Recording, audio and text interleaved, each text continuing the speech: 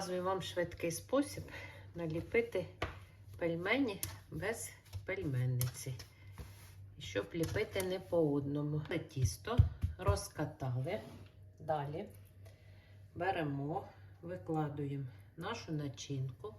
Обов'язково потрібна ось така рюмочка.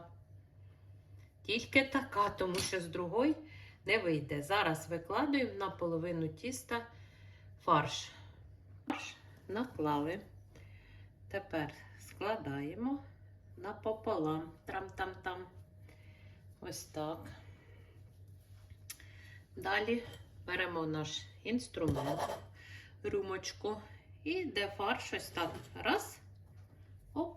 Хіба не красота? Тра-та-та. Хвилину маємо 17 пельмешок.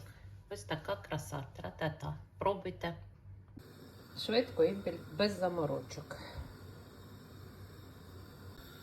Варимо